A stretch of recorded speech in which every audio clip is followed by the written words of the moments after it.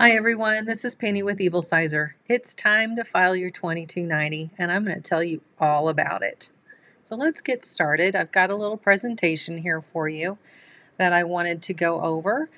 So here's our agenda today. This is what we're going to talk about. Who needs to file a 2290?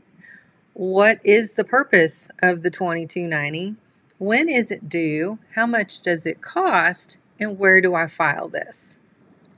So let's start with the who. And if you don't qualify for this, then you can stop the video right here and you don't have to watch any further.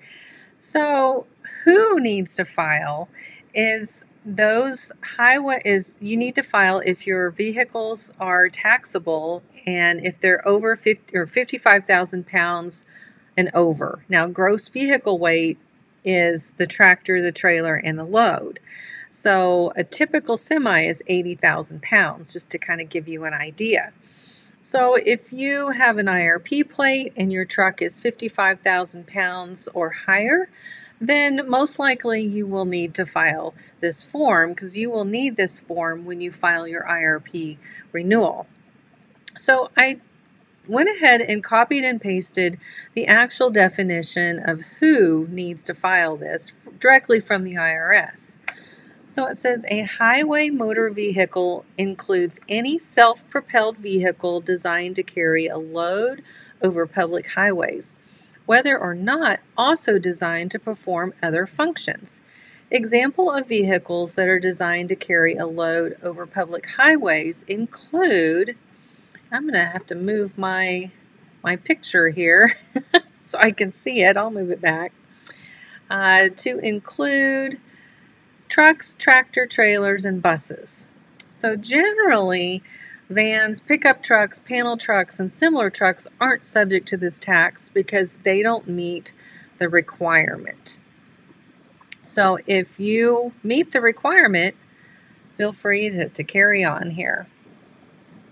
All right, so what is it? It's a filing with the IRS. It's called a 2290 because it's simply a form called 2290. So you can go ahead and Google this and find more information. I'll link some information below directly to the IRS requirements because you might be exempt. So you're going to want to read through those requirements. It is a form that's required for IRP plates. Now, what are IRP plates? Those are those plates also called apportion tags, or the tags that allow you to cross state lines. So they're a specific type of tag, and IRP means International Registration Plan. Now you will need an EIN, which is that tax ID that's like 2 digits dash and then 7 digits. Can't use a social security number. I'm not really sure why, but they don't allow it. It must be an EIN. Now if your company is new, it's going to take 2 solid weeks for your EIN to enter into the IRS system. So that's a little bit of a holdup. But if this is just a plain old renewal, as you know, we're sending out this email to everyone and producing this video, just kind of want to show you the basic steps involved. Now, this is a copy of the form right here that we provide. I did redact it. It was one that we recently filed for a client. So we're going to put the month of use date right here, which if this is a renewal, it'll be July. So July 2022.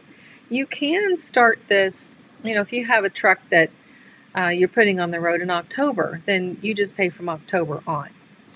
So you will receive a stamped copy. If it does not have this e-file watermark, it is not a valid copy, and the state will not accept it. So when do you need to file this? So like I said, it starts July the 1st. And it goes through June 30th. So it's that mid-year fiscal year here. So you can start filing on the 1st, and it is due no later than the 31st to avoid any penalties involved. So if we file it for you, we've decided that we're going to start filing them on the 11th, unless you just need it sooner, and that's fine. Typically you don't unless you're doing a renewal or an IRP plate renewal. If that's not in the mix, then we're just planning on getting these batch filed, so we can just kind of concentrate on everyone's all at the same time. But again, you do have until August 31st to get this filed. So those of you are wanting to get this done right away, go ahead and fill out that form and get it to us. We will send out another reminder if we don't hear from you, and you have until August 31st. Anything after that, you will most likely have a penalty involved directly from the IRS. So how much does it cost? That's always the big answer. Well, there's a tiered pricing system, and it starts with $100 annually if you're 55,000 pounds. And it gradually goes up every 2,000 pounds to the typical semi, which is 80,000 pounds gross vehicle weight, which is $550 annually. Now, if it's a renewal, we're going to be filing for the entire year. So this will be good until June the 30th of 2023. Let's say you put a truck on the road March of 2023. You're only going to have to pay for March, April, May, and June. So 4 months. You don't have to backdate it. It's whenever you put that truck on the road. And then we can file a partial year. And our website does accommodate that. So where do you file this? Of course, you can file it with the IRS. You can make an appointment and walk in. However, I've noticed that the appointments with IRS can take a few months. So you may not get an appointment until September, and then you're already past your date. So you can keep this simple. You can file this with us. We've been filing these forever. We have a great system where we can get online and file it and download you a copy of the Schedule 1. So then, the benefit of that is later, if you have an amendment or you want to add a truck, we've got your information, and we can do it like that. So you can go to our website here at evilsizer.com. We'll be happy to accommodate. So I kind of just wanted to summarize a little bit. First, you need to file your 2290. It starts July 1st, and the renewal period without penalty ends August 31st. And then, file that. You can use this link right here, and I'll link that below as well.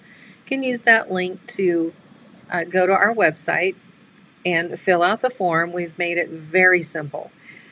Since, we know how to fill out the form and make sure it's right. I've noticed that if you mess up with the IRS, it's almost impossible to get your money back. I mean, it takes an act of Congress and a lot of patience to get your money back, and it's a lot of paperwork. So, if you don't want to deal with that, or you're just kind of afraid, I just would rather someone that deals with this all the time, go ahead and file that. And that's us. So once we file it, we will email you a copy of that Schedule 1 with a stamped copy. That's your official copy. You won't get anything in the mail by the IRS. You won't get anything else. That's your stamped copy. That's your proof. And then if you need to add any vehicles throughout the year, the cost is prorated depending on what month you decided to put that truck on the road.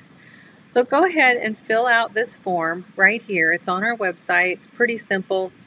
One thing I do want to mention is your EIN really should match all of your paperwork. So it should match your title, your IFTA, your Secretary of State record.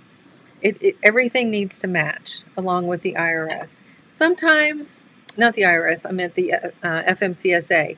There are times where it doesn't match, and that might be okay. But if you have issues, then you can contact us and we'll figure that out together. Every scenario is different, it seems like. So I just wanted to say thank you for popping in.